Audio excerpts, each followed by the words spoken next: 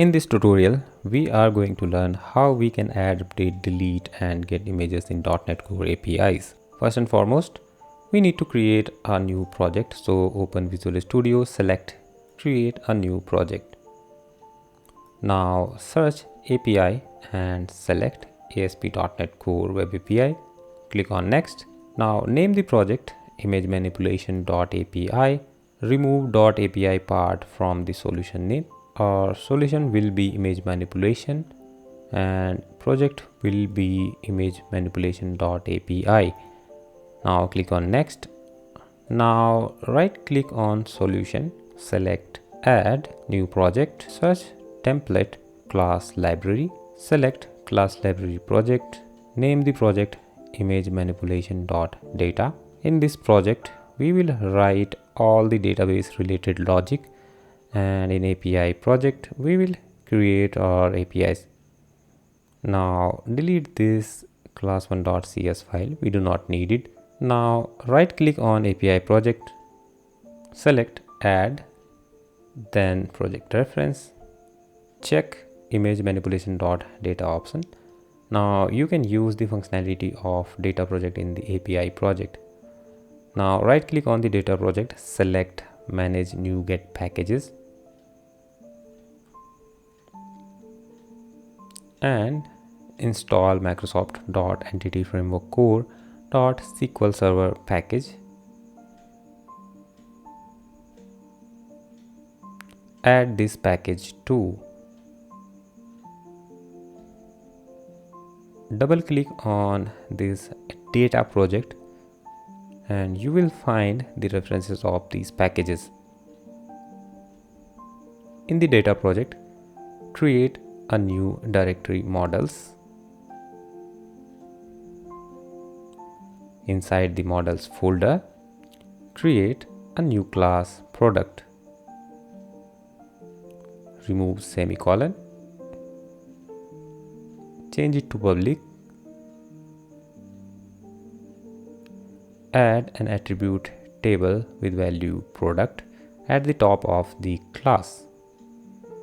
Add the following properties with validations. Add new item, application db context.cs, put semicolon, change access modifier to public, inherit db context class, create a constructor with this parameter, inherit the base constructor and pass options to it. Now add a property products of the type dbset product. It indicates that we have table with name products. I have used plural name here. It is products. Since we have added the attribute table product singular name product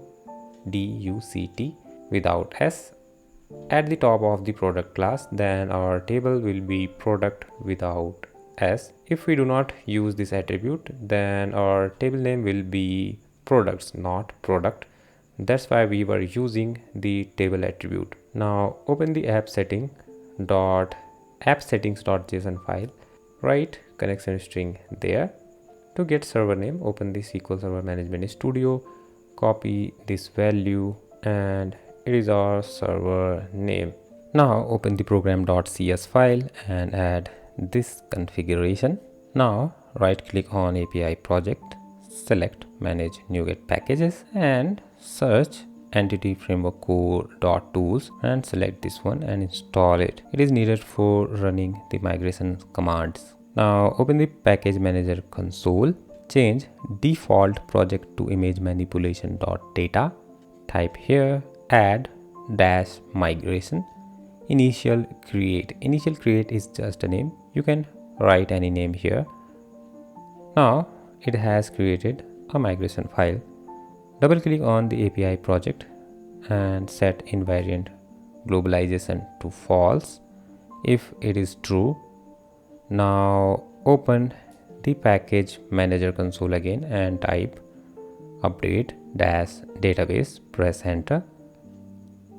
At this stage, our database and tables will be created. I already have written the needed code, so I will just walk you through the code.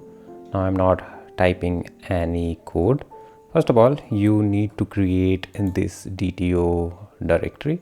Inside the DTO directory, we will create the product dto.cs file, and here this is our namespace and it is our class product DTO with these properties: product name with required data annotation and max length 30 data annotation, and image file of type iForm file which is nullable, and it also have a required property. Now make sure to include these two lines here. Notice one thing, that here we are creating a property with iForm file type which comes under the Microsoft.ASP.NET Core.HTTP namespace, but by default you cannot use this namespace. For that, you have to open this project and you have to include this line here: framework reference include Microsoft.ASP.NET Core.app. In the same file, we will create another class product update DTO with property ID and product name with data annotation required and max length. Next one will be product image with these data annotations, and the last one is iForm file and image file. So we are creating two DTOs here. This one, product DTO, will be used in add product, and this one will be used in update product, because in adding and update product we need different properties and different data annotation. For example, in add product we want our file is compulsory, but in update we do not need to necessarily pass the image file. Similarly, in the update we need this property product image, but in adding the product we do not need this property. So that's why we are creating different DTOs for add and update product. So we have created our DTOs. After that, we have to create this folder repositories, and here we will have a product repository.cs file. Inside the product repository.cs file we will create an interface of public type, and we have to create these methods. First one is add product async, which will take a parameter of product type. Another one is update product async, which will take one parameter of product type and will return a product. Next one is get product async, which will return the enumerable of product. Another one is find product by id async, and it will take one integer parameter and it will return the nullable product. Next one is delete product async, which will take one parameter with type of product and it does not return anything. So it is our iProduct repository. Make sure to include these two lines here. After that, we will create our class here. So our class is public class product repository, and we are not using constructor, so we are creating what we call it primary constructors. So we are defining it here, application db context, and it will inherit the iProduct repository. Since it is inheriting the iProduct repository or implementing the iProduct repository, then we have to implement all these methods. So first we will implement this add product async method.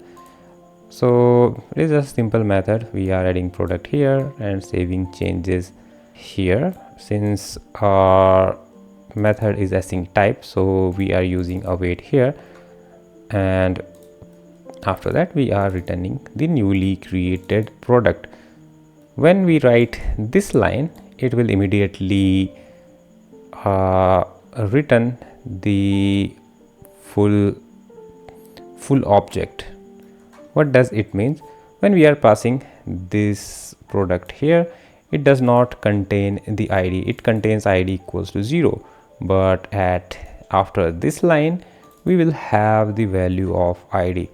So here we are returning the newly created row from the table. Now this one is update product async method, so we are just updating the product here, not a big deal. Now here it is our delete product async, which takes a product parameter, and in this line we are removing product from the context, and here we are saving the changes to the database. Now it is find product by id async, so we are finding the product by id and we are returning the product. It can be null. So after it we will create our service. So create a services folder, inside it create the file service.cs file and include these two lines at the top. Now create an interface ifile service, and it will have two methods. First one is save file async, which will return a string, and it will take two arguments, iform file, image file, and string array allowed file extensions. Next one is our delete file method, which is void type, and it will take one argument of type string with a name, file name with extension.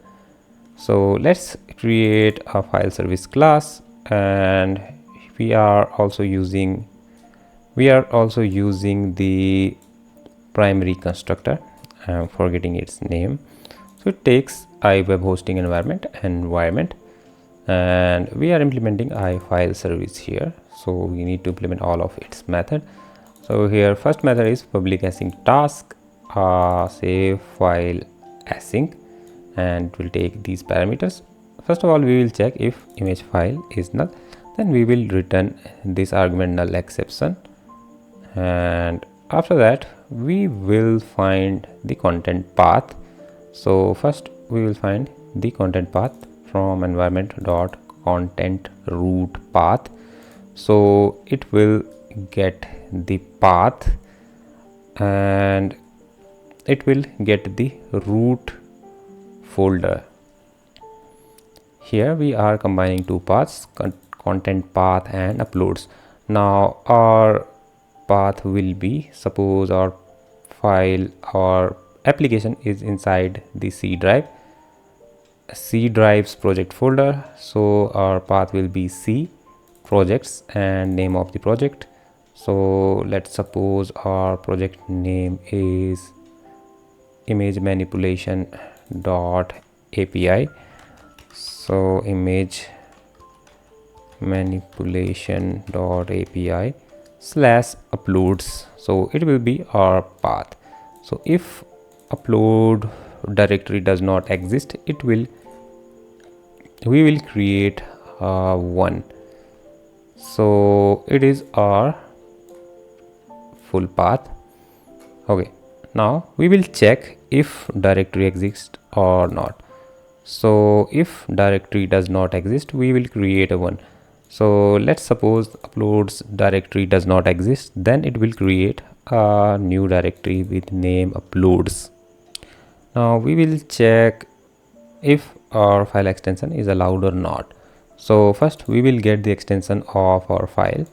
So with this path.get extension, we can get the extension of our file. Now we will check if this extension contains in an array or not. If our array does not contain this extension, then we will throw this exception. Otherwise we will move further and we will generate the unique file name here with the help of GUID, and we will also append the extension here. Now we will create a file name with path. So path.combine path comma file name. So we are combining two paths here. First one is our path, which we have created here, and with the full path we are also including the file name. Now we will create a new file stream with the file name with path and file mode dot create. Okay, so we are using the using keyword here. It means we are automatically closing the stream after its use is complete. And here we are writing await image file copy.toasync stream, and at the end, when file is created and saved to the uploads folder, we will return the file name. Next method is delete file. It will take a file name with extension. So if this argument is null, then we will throw this argument null exception. Now again, similarly, we will find the content path and combine the content path with uploads folder and file name with extensions. If this file does not exist, we will throw the exception file not found exception invalid file path, and at the end, if file does exist, then we will delete the file. So we will move ahead, and here in the program.cs file we have to add some di containers. So here write this line builder.service.add transient application db context. Next one is builder.services.add transient I product repository, and next one is I file service comma file service. So make sure to include these three lines, and you can include this line. It is optional, but if you include this line, your application is CORS enabled. So once you add the CORS service, then you have to add this line here. Okay, so we will talk about this line data. We also have to add this line. We will talk about it later. Now open the product controller. So you cannot open if you haven't created. So create a new controller, product controller.cs file, and here it is our API controller. So we have to change its default route. Our route will be API/products, and our product controller will take two parameters. So again, we are using the primary constructor here. So we are injecting two services, two I file service, I product repository, I logger, product controller, logger. It was three services. Okay, so we have injected three services here. Now our first method is http post. So it is our http post method, which will take an object as an argument, product DTO, product to add, and we are writing this attribute here from form. Usually our object is submitted from the body, but in this case, when we are submitting the object with file, we have to use this from form attribute. Now our post method is submitted through the form only. Okay, so here in the try block, first we will check the length of image file should not exceed 1 MB. If it exceeds, then we will return this error message. So we will return status code 404 bad request with this message. Now we will have value. We will have array .jpg, .jpeg, .png. So these are the allowed extensions. If we pass any file outside these extensions, then we will get an error. So here string created image name equals to await file service dot save file async, pass the file name and allowed extensions. If we have successfully created the file, then it will return the file name, otherwise it will throw the exception. Now we have our file name. Now we will create a new object. So here we have this object product to add which is the type of product DTO. Since our add product async method needs the object of product type, so we have to convert product DTO to product. So we are manually mapping the product DTO class to product, but you can use the auto mapper. I'm going with manual auto mapper. I'm going with manual mapping. So simply var product equals to new product, product name, product to add dot product name. Now product image equals to created image name, and here we will call this method product report dot add product async. We'll pass this product here and we will store the returned value in the created product. Now we'll return created add action, name of the actions and the object. So it will return 201 created status code. In the catch block we will log the error and we will return some exception. Now next one is the update product method. It will take two arguments, int id and product update DTO product to update. So this object will be submitted from the form and this id will be passed from the URL. So our URL will be like api/product/1, and this one we will get from the form. Now let's move to the try block, and here we are checking if id does not equals to product to update dot id. So id in the URL and in the form does not match, then we will return this error. And now we will fetch the existing product. So if existing product equals to null, then we will return 400 not 404 not found status code with this message. Now we will fetch the old image since we are updating our product. So if we are updating the image, then we have to remove the old image. But here we have two cases. One is we are updating the image, another one is we are not updating the image. So image file will not always present in the form body. So first we will get the old image from the existing product. Now we will check if product to update dot image file does not equals to null. It means user is also passing the image file.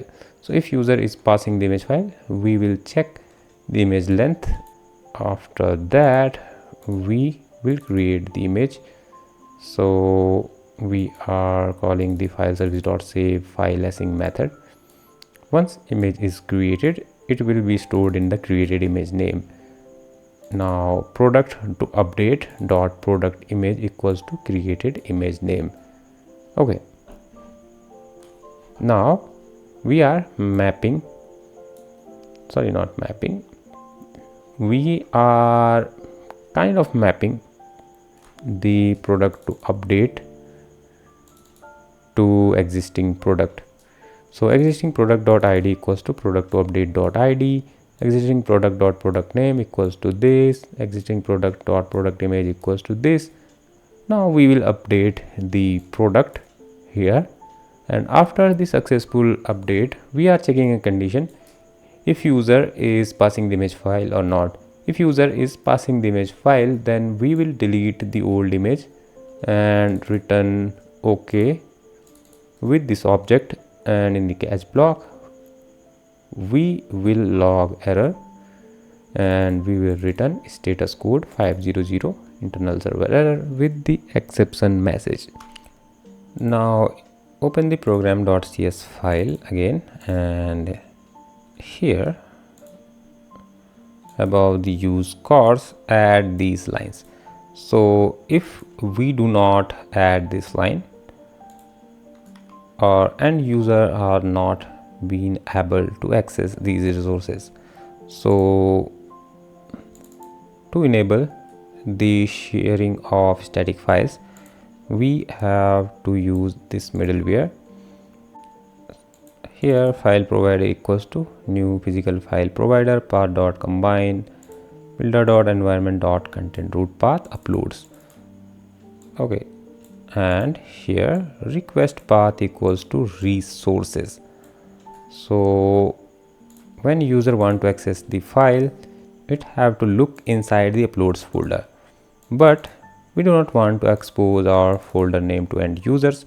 So we are kind of replacing the name uploads with resources. Our image path will be like uploads image name dot extensions. So it is our actual image path, but we do not want to show user the actual folder name, so we will replace uploads with resources. So we are kind of mapping these names. I hope it is getting sense. Now let's run this project. So let's execute this post method. Here type the product name, let's type it product1, and image file will be image7. Click on the execute, and here we have 201 status code with this response body. Now let's add another product here, product2, and image8. It is also created. Let's create another product image. Let's pass the PDF file here, so you can see we have this error message. Only .jpg, .jpeg, .png are allowed. Okay, so let's add another product. It is successful. Okay, clear it now, and here the get method, execute, and you will see we have these products. So I'm gonna open this link here, API/products. That's fine. Now we are going to update the third product, ID3. Let's name it product 31 product, and copy the image name also. And let's see here,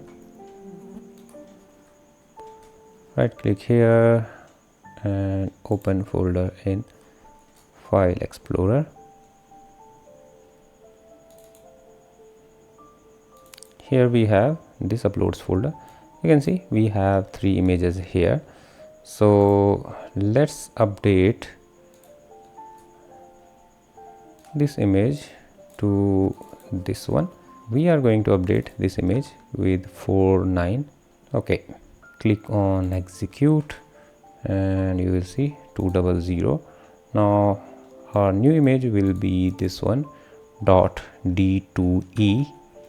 You can see .d2e. So our update method is successful. Now let's work on this delete. So let's delete the third method, 204 undocumented. It means we are successful. Now we just have 2 products, and let's work on this one also. If I type here 3, it will see 404 product with ID 3 not found. So we will try with 2. Yeah, I have noticed one thing here, that let's click the rename here, that there is a blank space here in every name, like this 12e and space, and same is happening in the below image. That is happening because here I have created the space. So let's remove this space. Let's run this application. So first I am going to delete this record and this record too. Okay, after that let's copy this thing here, API/products, and we do not have any products now. So let's add a new product here with product name product1, and this one execute product2 and execute. Okay, so these are our products with images and we do not have any space here. So let's see how we can access these images. So just copy this image name and type here resources and the name of image, and you can see that we can access this image like this. So it will be the path of our image. So it is our base path, then resources and .jpg.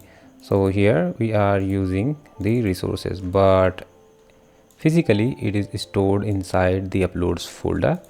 We have mapped our upload folders to the resource folder here. Now end user just thinks that this file is stored inside the resources folder, but actually it is stored inside the uploads folder. That's all about image manipulation with .NET Core APIs. If you find this video helpful, then please the like button. Make sure to subscribe this channel to get more videos like this. See you next time.